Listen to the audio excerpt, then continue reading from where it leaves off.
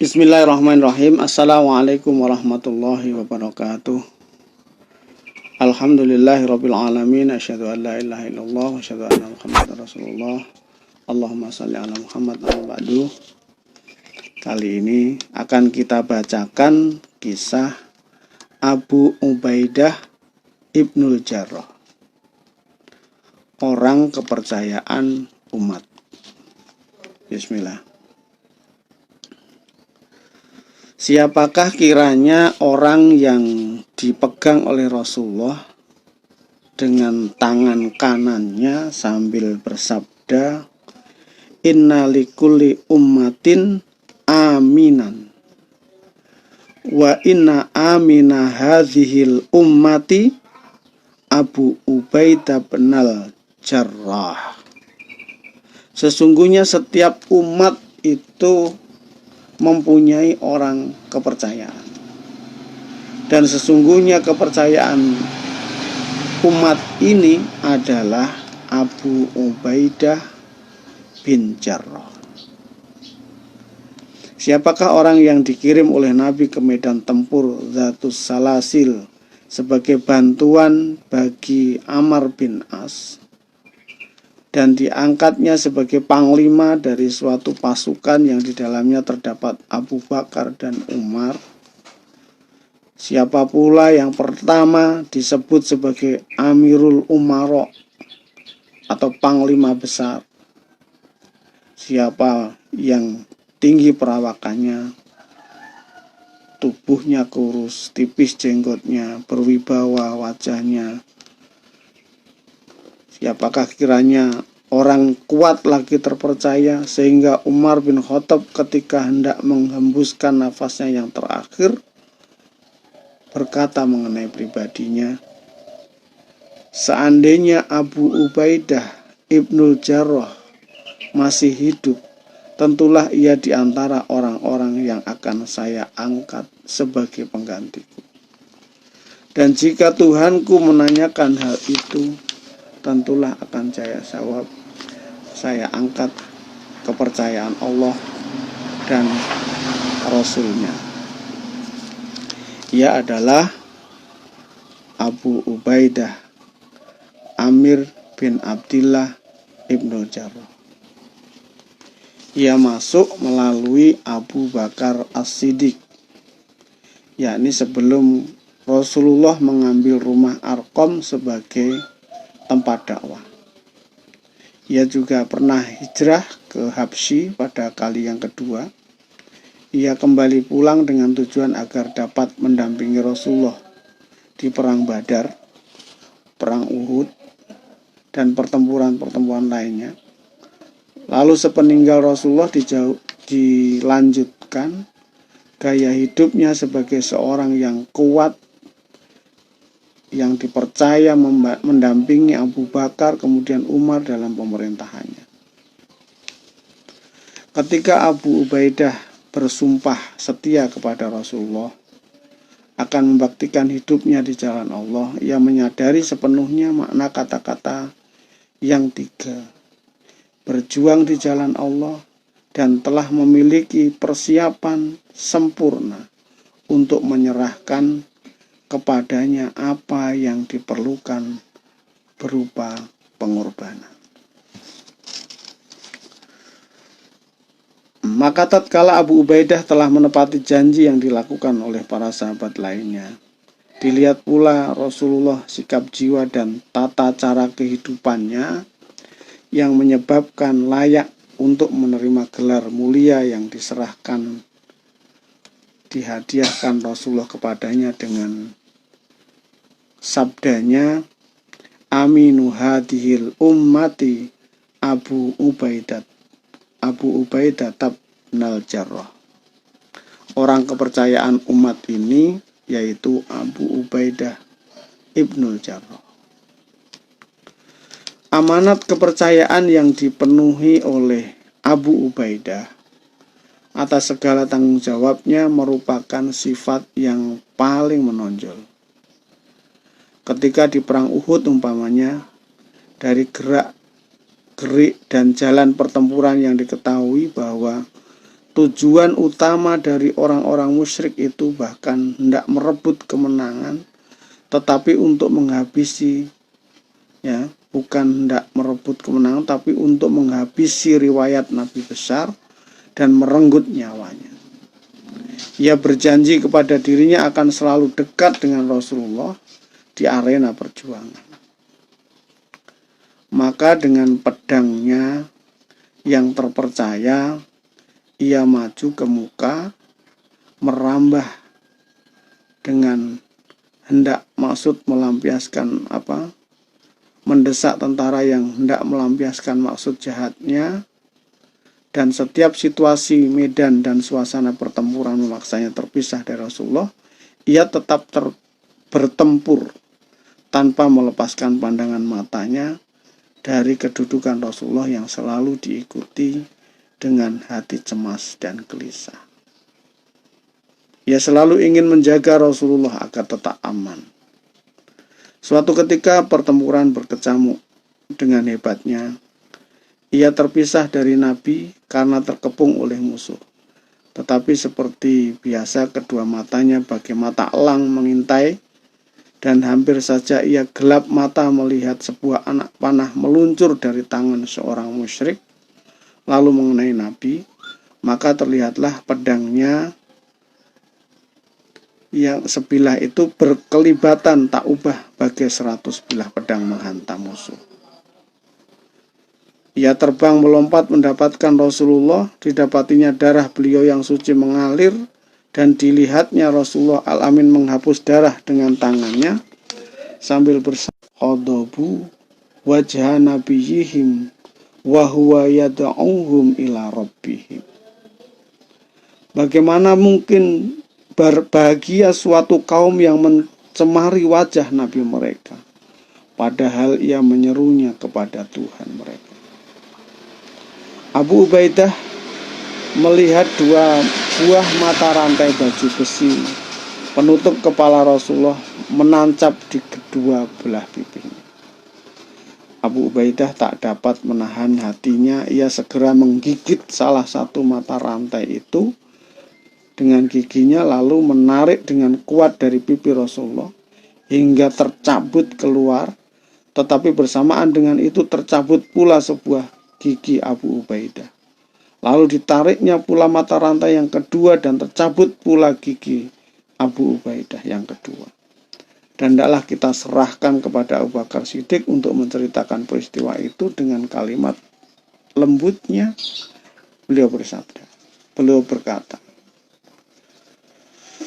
di waktu perang Uhud dan Rasulullah ditimpa anak panah hingga 2 buah rantai ketopong masuk di kedua belah pipinya bagian atas, segera berlari mendapatkan Rasulullah. Abu Ubaidah, kiranya ada orang yang datang bagaikan terbang dari jurusan timur. Maka kataku, ya Allah, semoga itu merupakan pertolongan. Dan tatkala kami sampai kepada Rasulullah, kiranya orang itu ternyata adalah Abu Ubaidah yang telah mendahuluiku ke sana, serta katanya, atas nama Allah, saya minta kepada Anda wahai Abu Bakar agar saya dibiarkan mencabut dari pipi Rasulullah SAW. Saya pun membiarkannya. Maka dengan giginya Abu Ubaidah mencabut salah satu rantai baju besi penutup kepala beliau hingga ia terjatuh ke tanah. Dan bersamaan dengan itu jatuhlah pula sebuah gigi Abu Ubaidah.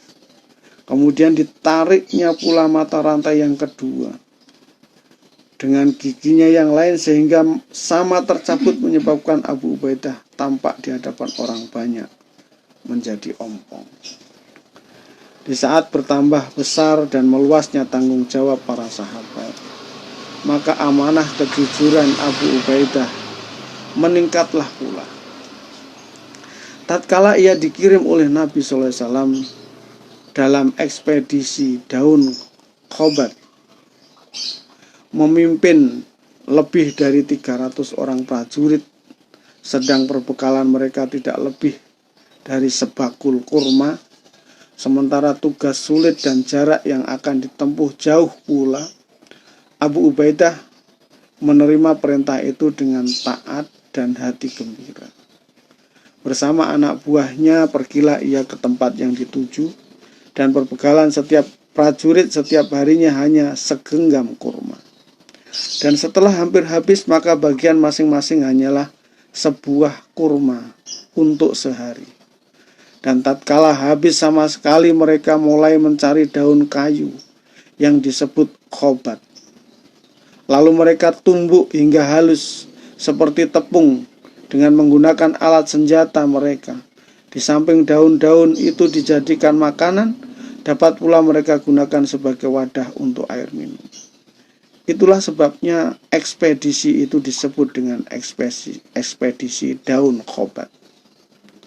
Mereka terus maju tanpa menghiraukan lapar dan dahaga, dan tak ada tujuan mereka kecuali menyelesaikan tugas mulia bersama panglima mereka yang kuat lagi terpercaya, yakni tugas yang dititahkan oleh Rasulullah Sallallahu Alaihi Wasallam kepada mereka.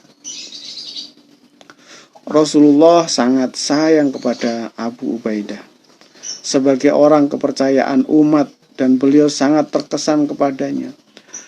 Tatkala datang perutusan Najron dan dari Yaman menyatakan keislaman mereka dan meminta kepada Nabi agar dikirim bersama mereka seorang guru untuk mengajarkan Al-Quran dan As-Sunnah serta seluk-beluk agama Islam, maka sabda Rasulullah, la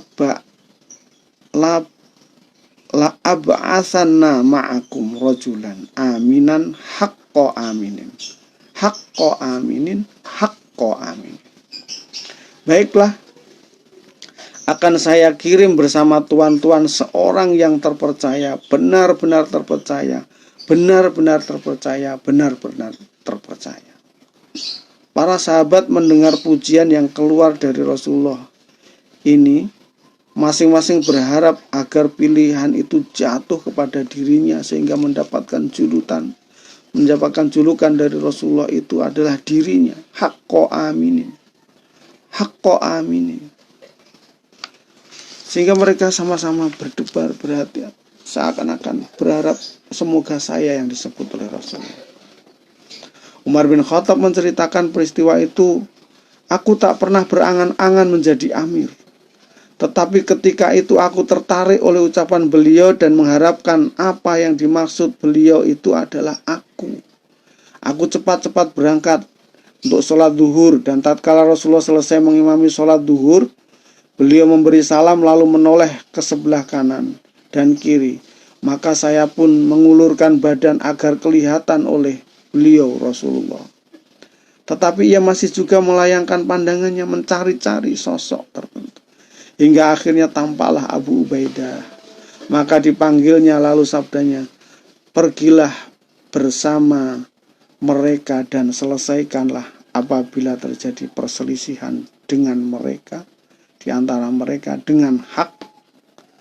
Maka Abu Ubaidah pun berangkatlah bersama orang-orang itu. Demikian cerita dari Umar bin Khattab tentang Abu Ubaidah yang berharap dirinya yang ditunjuk oleh Rasulullah. Dengan peristiwa ini tentu saja tidak berarti bahwa Abu Ubaidah merupakan satu-satunya yang mendapat kepercayaan tugas dari Rasulullah, sedangkan lainnya tidak, bukan. Maksudnya ialah bahwa ia adalah salah seorang yang beruntung memperoleh kepercayaan yang berharga. Di samping itu, ia adalah seorang atau mungkin juga satu-satunya orang pada masa itu yang berprofesi dai, serta usahanya mengizinkan untuk meninggalkan Madinah dan pergi melakukan tugas. Kemudian tatkala Khalid bin Walid sedang memimpin tentara Islam dalam salah satu pertempuran terbesar yang menentukan, dan tiba-tiba Amirul Mukminin Umar memaklumkan titahnya untuk mengangkat Abu Ubaidah sebagai pengganti Khalid, maka demi diterimanya berita itu dari khalifah, dimintanya orang itu untuk merahasiakan berita tersebut kepada umum.